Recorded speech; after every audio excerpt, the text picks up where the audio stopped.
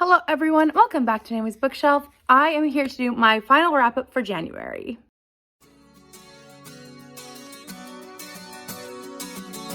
So in January, I read a total of 28 books. I really don't know how that happened. I had a really awful migraine month, and apparently reading was the only thing I could physically do. I couldn't really look at screens, so I think I read a lot of physical books in the beginning of the month.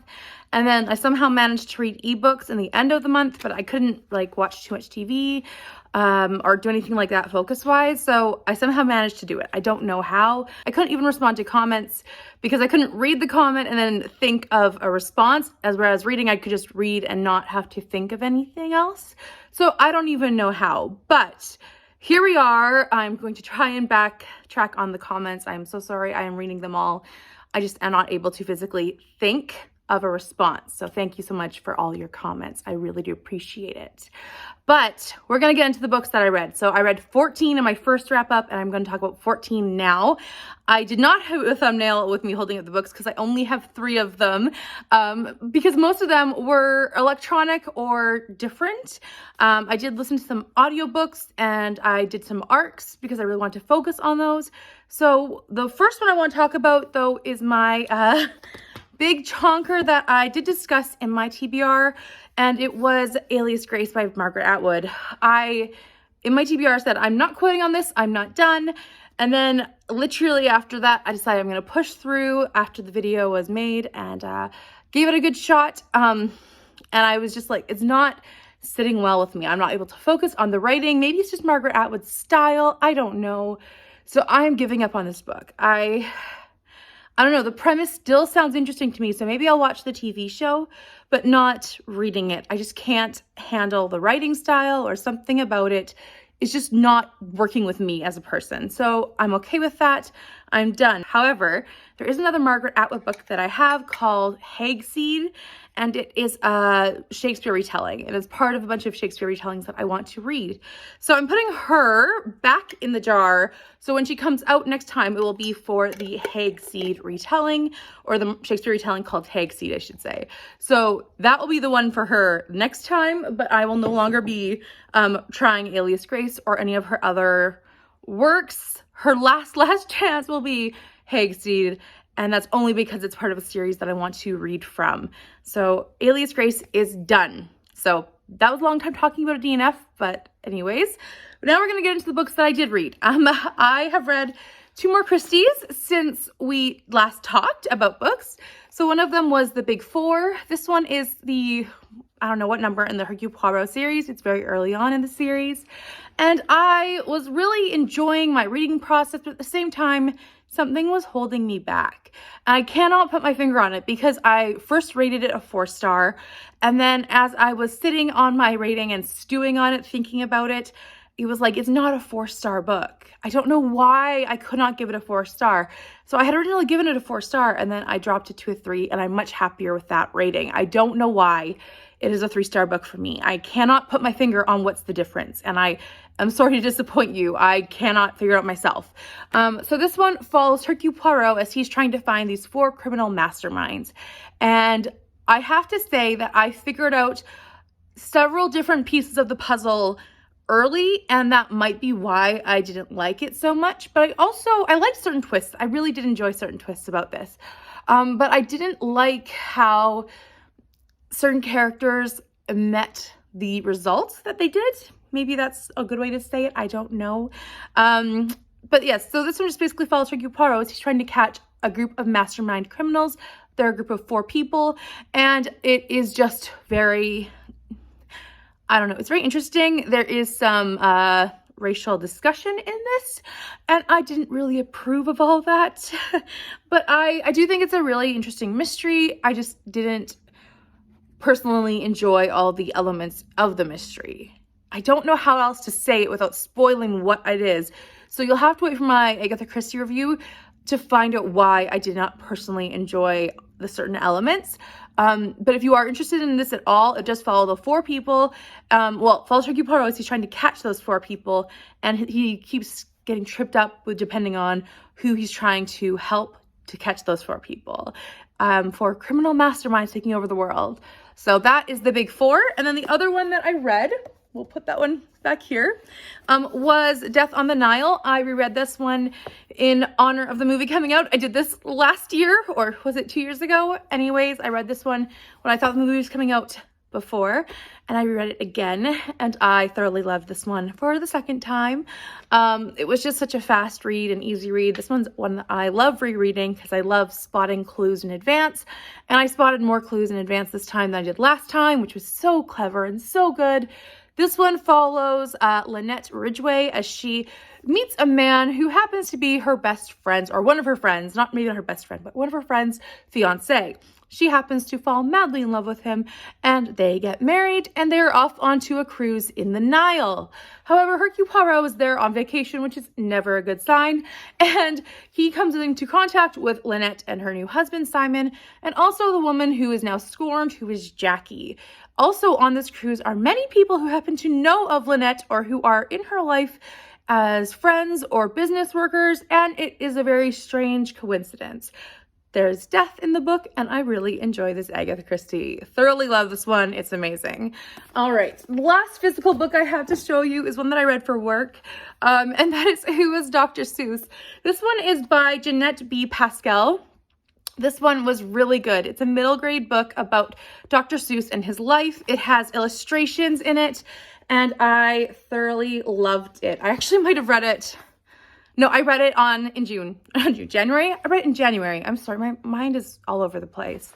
I read it in January on the very last day, or was it the Sunday? Whatever. I thoroughly loved this. It taught me all about Dr. Seuss and all of the different aspects of him as I was teaching about Dr. Seuss at my daycare this week. And I needed to know a lot about him when I had never heard anything else about him, aside from the fact that he won a bet by writing Green Eggs and Ham with 50 words.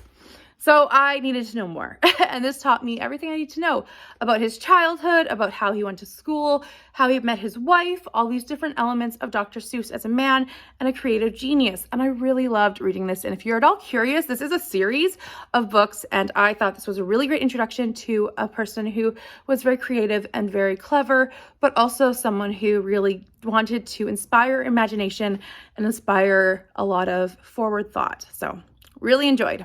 That was a 5-star middle grade, by the way. So let's talk arcs now, since I think I read 5, or maybe was it only 4 in the last half of the month. I still read a lot.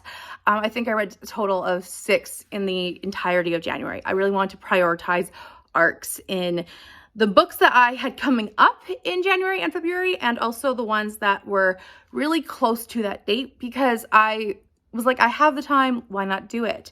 So the first book I want to talk about did already come out in January, but I read it before the date or on the date of, which is The Doomsday Mother, Lori Vallow, Chris Daybell, and the End of the American, or the End of an American Family. Really long title, sorry, by John Glatt. So this one is exactly what it says. It's about Lori Vallow and Chris Daybell and how they met. This is a story that I had heard about when it was on the news, and they were looking for Lori's 2 children. Now, I remembered watching a Dateline about this, and when I saw this arc available, I really wanted to read all of the details. And this was really interesting because it followed Lori as a child, and then how she grew up and how she got married, because she was married to, I think, 4 different men. She's still alive, but when the book takes place, or when the current day events happened, I think she was married to 4 different men. So it goes through all of these different marriages and how her children come into her life, especially, I'm drawing a blank now, but her youngest son, who had autism, he was adopted. So there's all that, and Tylee was her own daughter, but she was about 15 when the end of her life happened. They also meet Chad, who was a long time married to his wife, and they had many children together, and how he starts to develop this cult-like mindset and how he and Lori connect. It's very fascinating about all these different levels, and I thought it was very interesting with the way it covered all the details. So it covered first Lori's story, then Chad's story, and then how their lives interwove and what happened from that point on. This is a really in-depth look at their lives, and it's very new to what happened, and they're both received their sentences from what the events occurred and the crimes. So it's not like you'd be getting a book that would be not quite up to date with details. It is quite up to date, and I thought it was a really well done. Highly recommend. Really enjoyed it and gave it 4 stars. I also read The Tally Stick by Carl Nixon. This one also came out in January, or was it February 1st? Either way, it's already out, and I really enjoyed this one as well. I gave it 4 stars. It's not really a mystery, but it's more of a survival literary book with a mystery element. I would definitely describe it like that as opposed to a mystery, because if you walk in expecting a mystery, you're not going to be very happy. However, I love a literary book, so I was very satisfied with this book. So it follows a family who are moving to the New Zealand area. They are English, but this book is by a New Zealand author, and it was already published in New Zealand, but now is being published in North America. So I was very excited to read about the New Zealand countryside and all that happens there. So basically, this family who's moving to New Zealand goes on a little vacation before the father starts work, and during that time, there is a big problem, a big crash. The father and the mother die, and it is assumed that the whole family dies. However, 20, 30 years later, they find the body or they find the bones of the oldest child, the oldest son, but he is several years older than he should have been when the car crashed or when they went missing. So it is a big problem of what happened in this time gap, where are the children, who all survived this accident, and who all is still alive. It is such an interesting book, and I really loved how it jumped around from the time gaps and went from the children to the mother. I'm not really spoiling too much by saying that the children are alive because that's revealed very early on in the book, but it jumps from the children to the aunt, and then what happens with the children after the immediate of the car crashing into a waterfall. It is very fascinating. Thoroughly enjoyed. It was very spooky, and a tally stick, it was very much a part of the book, and I really enjoyed learning all about that and the culture of New Zealand as well. So highly recommend. It was very good, and I hope you check it out as well. I also read The Christie Affair by Nina de Gramont. I really enjoyed this one until a certain point. I was thinking it was a pretty average, or pretty good mystery, I should say, not average, pretty good mystery. However, there were certain characters that I felt were not developed well enough, and I was hoping to get more and more of that as the book went on. And then I didn't really enjoy the ending. So this book follows Agatha Christie's disappearance through the perspective of her husband's mistress. Now, it's a very strange dynamic because you are looking through this first person wise, and then sometimes it would jump to third person, and I just felt like that wasn't a very smooth transition for me. But more than that, I felt like I really got to know the mistress. Nan was so clear to me in her perspective and why she did things and what she did and why those were following each other, and I really got to know her. However, many of the other characters I felt let down in, and that tends to be my problem when it comes to first person narratives. And then the other characters, which I cannot say for the risk of spoiling the end of the book, did things I felt like were out of character or were not explained because we had not delved into their characters enough for my liking.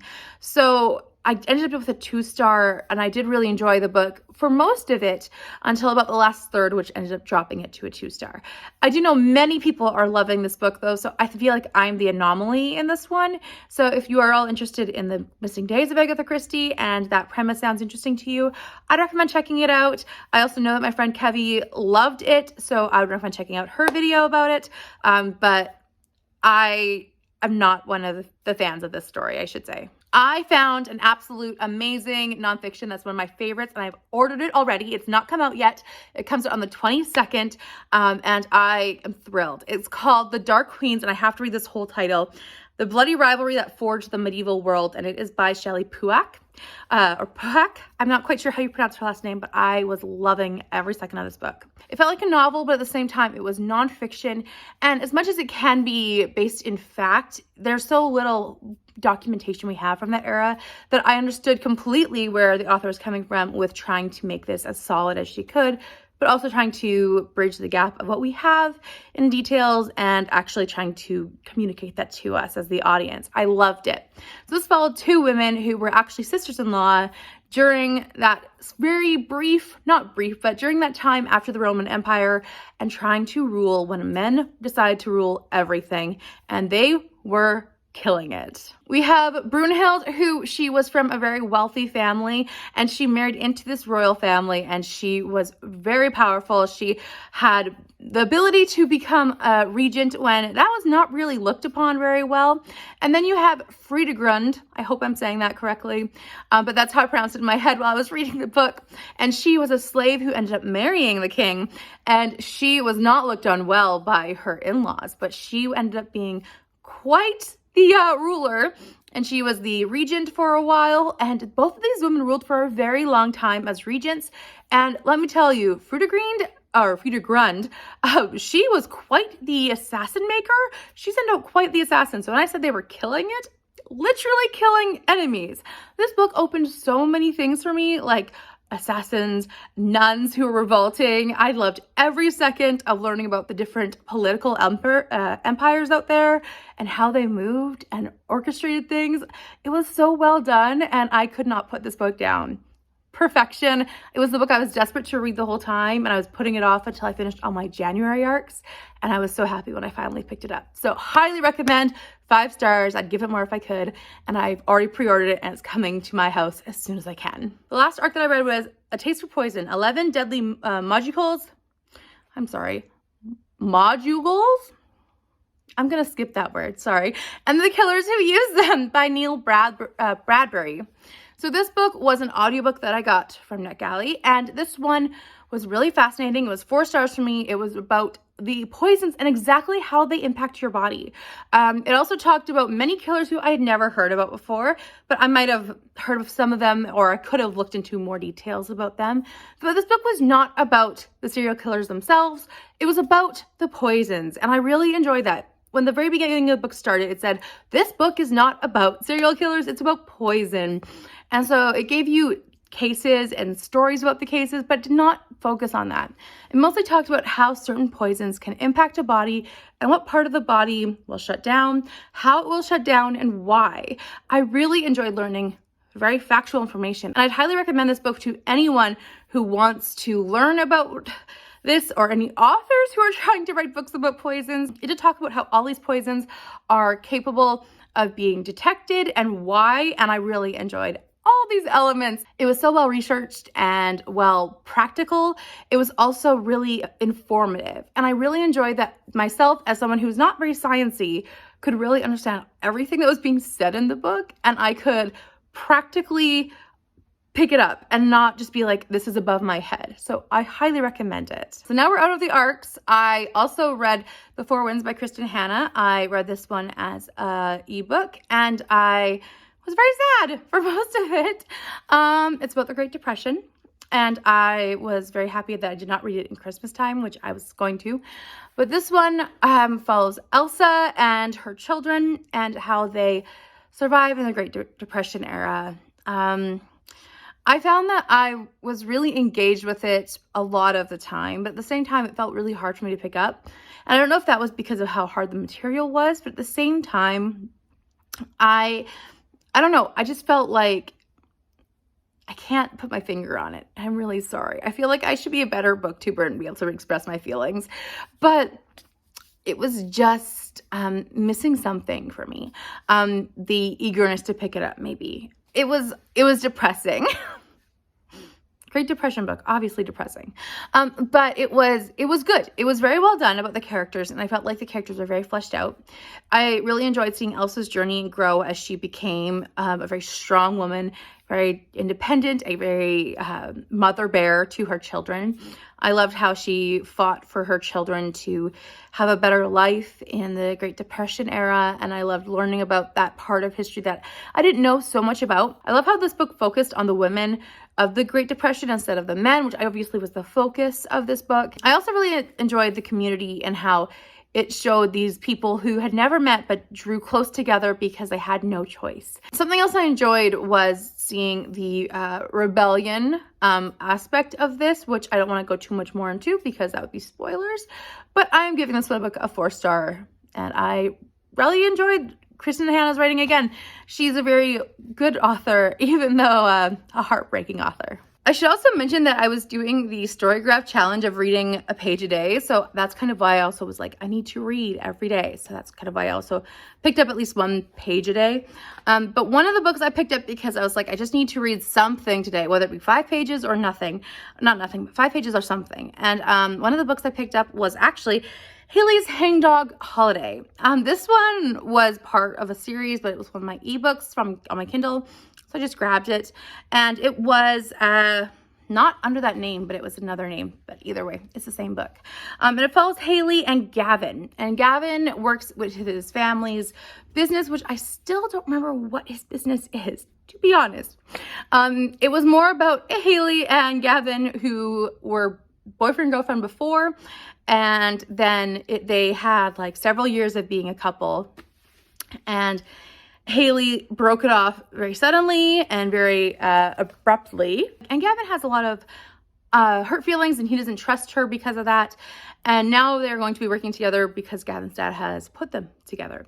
It's really an interesting book, and I really enjoyed a lot of it. I'm giving it 4 stars for a romance. It was kind of a Christmassy one, but it was more just like wintry.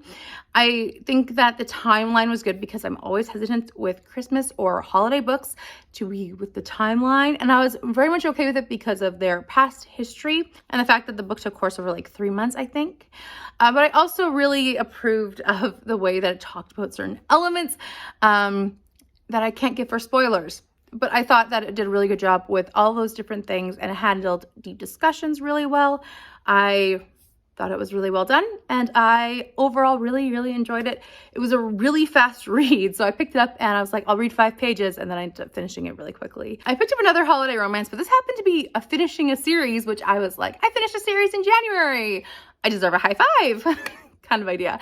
But anyways, it's The Merriest Magnolia by Michelle Major. And this one, I had it out from my library and I needed to return it. So I was like, I'll just finish it in January, or read it in January, I should say. And this one's about Carrie and Dylan. Carrie is one of the 3 sisters in this trilogy where they all are half sisters, and their father dies and basically reveals that they're all sisters and leaves them with a bunch of trouble. Like trouble financially and with land properties, and it's a bunch of a mess. So I've read book 1 and 2, or book 1 and 3. This one's book 2.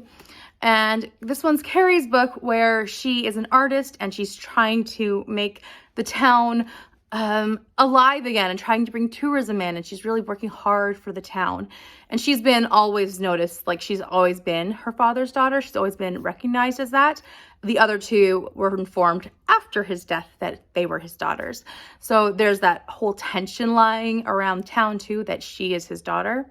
And then Dylan comes back into town, who was her high school boyfriend, but he has been away for a while, and she doesn't trust him for a lot of reasons because of things that happened with her father, and you find that out through the book, but also because he's trying to buy up a lot of property and turn it into like every other town, and she is trying to work really hard to not let that happen. It was an okay book. I gave it 3 stars. It was fun, but also kind of cheesy, which is okay. I let that pass in Christmas books.